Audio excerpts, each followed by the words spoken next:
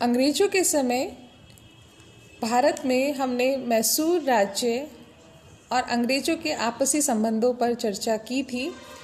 इससे पूर्व हमने देखा कि मुगलों की शक्ति कमज़ोर होने पर भारत में क्षेत्रीय शक्तियों का उदय हुआ। क्षेत्रीय राज्य जिसमें बंगाल, अवध, हैदराबाद, मराठा राज्य, पंजाब राज्य, इन राज्यों की शक्ति अपने चरम पर पहुंची। स्वतंत्र सत्ताएं एकजुट होकर विदेशी शक्तियों का सामना नहीं कर रही थी, अपितु सभी अपनी स्वतंत्र सत्ता स्थापित करके एक दूसरे को कमजोर बनाने में लगी हुई थी। सभी साम्राज्यवादी महत्वाकांक्षाएं रखे हुए थे, अपने राजनीतिक हितों को पूरा करने के लिए आपस में संघर्ष कर रहे थे, जिसका फायदा उठाया भारत में अंग्रेजों ने स्थानीय भारतीय क्षेत्रीय शक्तियों को पराजित करके भारत में अपने साम्राज्य की स्थापना करी और बंगाल की राजनीति से उन्होंने प्रवेश करके समकालीन शक्तियों को पराजित करके अपने अधीन करना शुरू किया। इसी क्रम में हम चर्चा कर रहे थे मैसूर राज्य के बारे में। इससे पूर्व हमने देखा कि किस तरह से मैसूर राज्य की शक्ति का उदय हुआ। चिंका कृष्ण राज के समय किस तरह से मैसूर में हैदर अली ने अपनी शक्ति का विस्तार किया और स्वतंत्र सत्ता प्राप्त करने के पश्चात 1776 ईस्वी में उसने अपनी शक्ति का विस्तार करना शुरू किया। ऐसे में हैदर अली का अपनी समकालीन शक्ति अंग्रेजों के साथ संघर्ष होना आवश्यक हो गया था। तो इसमें हम देखते हैं कि दोनों के मध्य जो 4 आंग्ल मैसूर युद्ध लड़े गए, हैदर अली और टीपू सुल्तान जो उसका उत्तराधिकारी था, इन दोनों शासकों का अंग्रेजों के साथ जो संघर्ष हुआ, आज इसी संघर्ष की हम विस्तार से चर्चा करेंगे। आज हम चर्चा करेंगे प्रथम आंग्ल मैसूर युद्ध के बारे में, जो 1766 से 1769 ईस्वी के मध्य लड़ा गया। इस युद्ध के पीछे अनेक कारण माने जाते हैं। पहला कारण यदि हम देखें तो दोनों शक्तियों की राजनीतिक महत्वाकांक्षाएं आपस में टकरा रही थी। हैदर अली और अंग्रेज दोनों ही अपनी शक्ति, अपना प्रभाव भारत में स्थापित करना चाहते थे और इसी कारण दोनों में संघर्ष हुआ। हैदर अली फ्रांसीसियों का समर्थक था और अंग्रेजों का विरोधी था। 1756 से 1763 ईस्वी के मध्य जो सप्तवर्षीय युद्ध हुआ, इस युद्ध में हैदर अली ने फ्रांसीसियों को सहयोग दिया था। इसी तरह यदि कर्नाटक की राजनीति की बात यदि हम करें तो मोहम्मद अली जो यहाँ का शासक था कर्नाटक का, हैदर अली इसे अपना शत्रु मानता था। तो कर्नाटक राजनीति में भी हैदर अली द्वारा हस्तक्षेप किया जाना अंग्रेजों के विरोध करने का एक सीधा कारण माना जा सकता है। इसी तरह हैदर अली द्वारा 1766 ईस्वी में अंग्रेज समर्थक मालाबार का जो प्रदेश है, इस प्रदेश पर हैदर अली ने आक्रमण किया। तो एक तरह से हम देखें दोनों पक्षों के मध्य अप्रत्यक्ष रूप से मनमुटाव बढ़ता जा रहा था। ऐसे में जब अंग्रेजों ने हैदर अली के समक्ष मैत्री प्रस्ताव भेजा तो हैदर अली ने इसे स्वीकार करने से मना कर दिया। तो अंग्रेजों में और हैदर अली में संघर्ष होना आवश्यक हो गया था।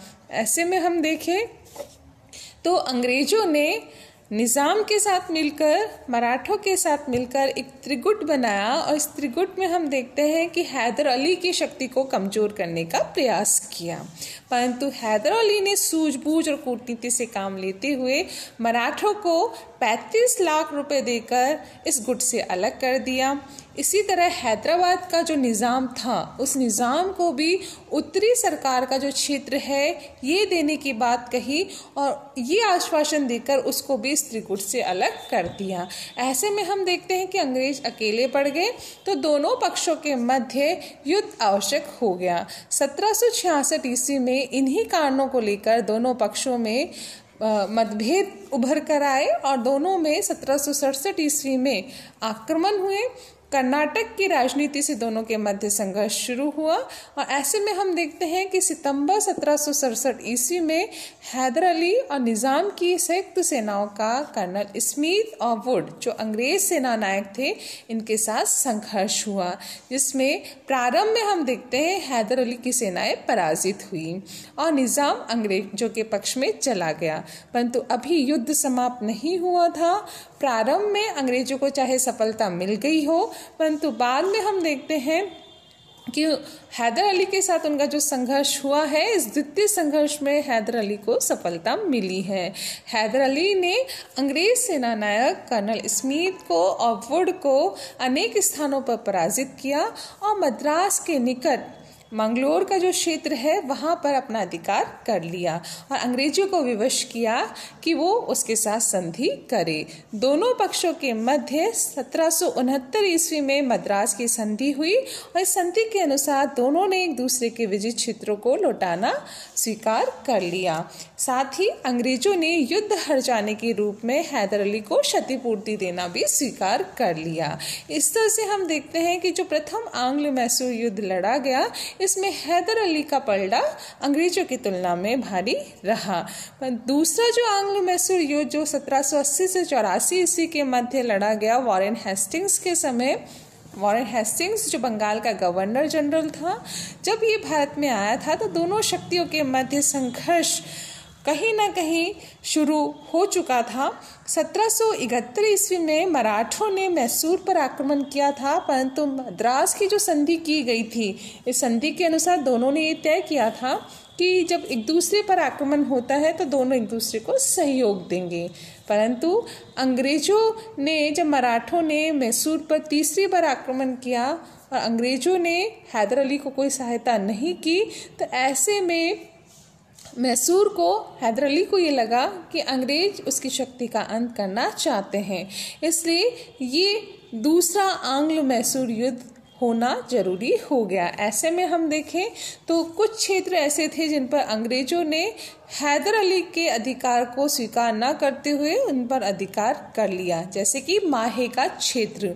इसी तरह से हम देखें कि 1776 ईस्वी में अमेरिका का जो स्वतंत्रता संघर्ष चल रहा था, इस संघर्ष में हैदर अली ने फ्रांस को सहयोग दिया था और फ्रांस ने अमेरिका को सहयोग दिया था।